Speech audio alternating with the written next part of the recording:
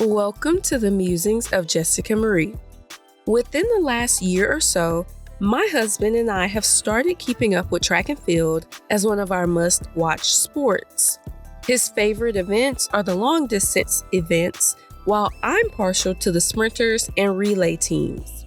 We watch running videos on YouTube, follow certain athletes on social media, and try to tune in whenever a race is on TV. It doesn't matter if it's professionals running for an Olympic gold, an elite marathon runner chasing a PR, or the NCAA tournament in Oregon. We're interested and invested in the results. Join me as we shine a historical spotlight on Flo Jo, the Black American track star who made history as one of the greatest sprinters to ever compete. Florence Griffith was born on December 21st, 1956 in Los Angeles, California, to her parents Robert and Florence Griffith. She was the seventh of her parents' 11 children, and the family resided in the Jordan Downs public housing complex in Watts during her childhood. She was known by her nickname, Dee Dee. She had an interest in sports from a very early age. When she was in elementary school, she joined the Sugar Ray Robinson organization and started running in track meets on weekends. She won the Jesse Owens National Youth Games in back-to-back years when she was 14 and 15. She also had an early interest in fashion and even persuaded members of her track team to wear tights with their uniforms. During her senior year of high school, she finished 6th at the CIF California State Meet and set high school records in sprinting and long jump. For college, she attended California State University and ran track under Coach Bob Kersey. The program, which had numerous top record-breaking athletes, won the national championship during her freshman year.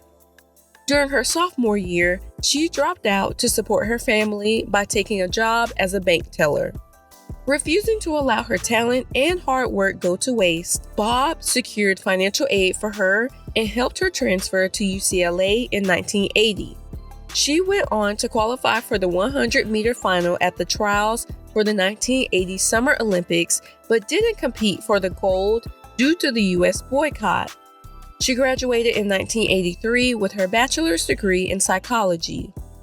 Just a few months later, she finished 4th in the 200-meter sprint and the first World Championship in athletics. The next year, she qualified for the Olympics with the second fastest time in the Olympic trials. She competed well in the 1984 Games, taking home a silver medal. She went down to running only part-time for a few years after the 1984 Summer Olympics, but still competed well. She won the 100-meter IAAF Grand Prix final by running 11 seconds flat, but skipped the 1985 U.S. National Championship. That same year, she returned to working at a bank and leaned into her other passions of styling hair and nails in her spare time. She emerged as a cultural icon and helped bring loud, flashy, long, and unique nails into the forefront of society. Some thought her style was distasteful, but she never let them deter her from fully expressing herself. Florence married her husband, Al Joyner, in 1986, who she met during the 1980 Olympic trials. That same year, she returned to running professionally and finished 2nd in the 200-meter sprint at the 1987 World Championships. Her successful season led to her being ranked number 2 in the world for the 200-meter and number 7 in the world for the 100-meter. To prepare for the 1988 U.S. Olympic trials, she worked hard to bring down her time. In the first race of the quarterfinals, she set a world record by sprinting the 100-meter in just 10.49 seconds. She holds the record still to this day. During the same Olympic trials, she also set an American record in the 200-meter with a time of 21.77 seconds. In late July 1988, she decided to search for a new coach who could provide her with more personal attention. She was also unhappy with the lack of sponsorship and endorsement opportunities and felt that she needed to pursue a different personal manager who would promote her a little more aggressively.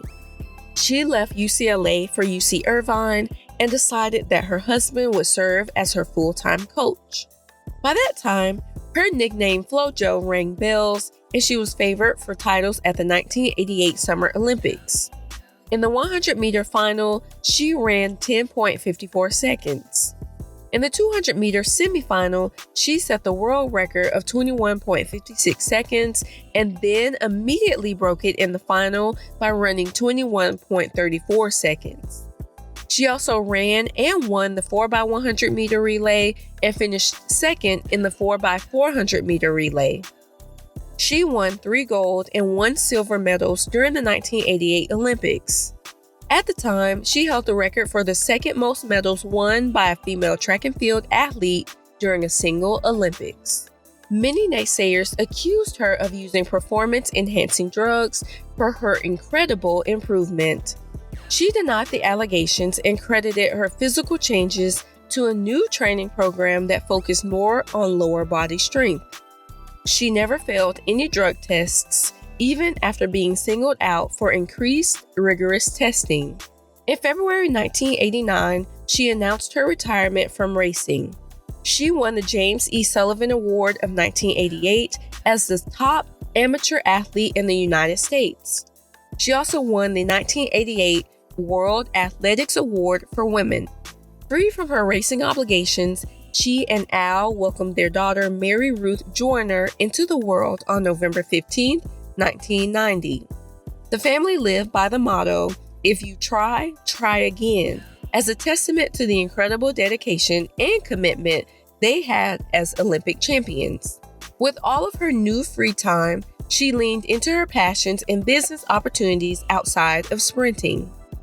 Unable to deny her raw talent and outspoken personality, she rose even more in popularity and became a role model to many young girls who wished to be just like her. She was a pop culture icon who stayed relevant even past her time competing through endorsement deals, acting, and designing. Her endorsement deals were particularly profitable, quickly making her a millionaire. She also signed a deal for a Barbie-like doll in her likeness. In 1989, she designed the basketball uniforms for the Indiana Pacers. She even made a few appearances on popular soap operas and television shows over the years. She was also chosen to serve as co-chair of the President's Council on Physical Fitness from 1993 to 1998. In 1996, she announced that she was returning to competitive athletics.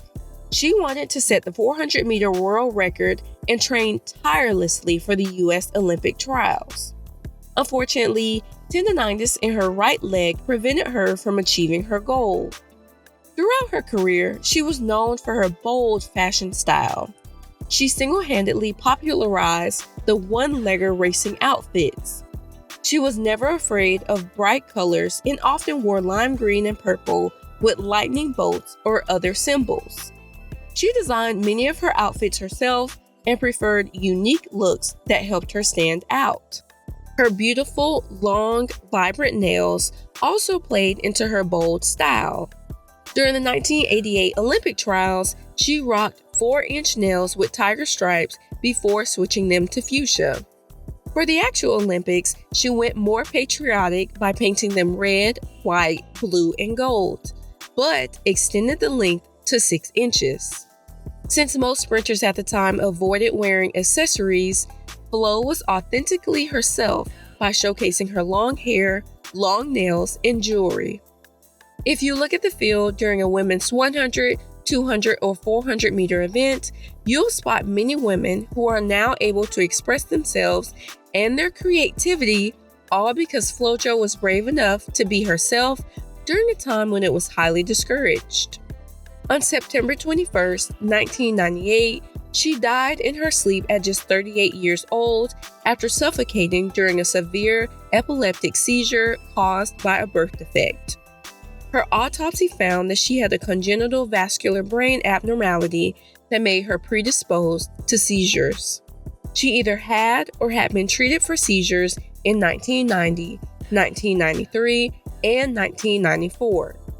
She was inducted into USA Track and Field's Hall of Fame in 1995. The elementary school she attended as a child was renamed in her legacy. She was also named Woman of the Year for 1988 in Time magazine's 2020 list of the most influential women of the past century. Flo's life was cut short because of an extremely rare circumstance. It's incredible that she was able to achieve such a great career and set world records that people are still trying to break. Florence remained herself while pursuing her passions and showcased her effortless style, poise, talent, and dedication. If you enjoyed this musing, I'd love to hear your thoughts. Like, comment, share, and subscribe so you don't miss what's next. Signed, Jessica Marie.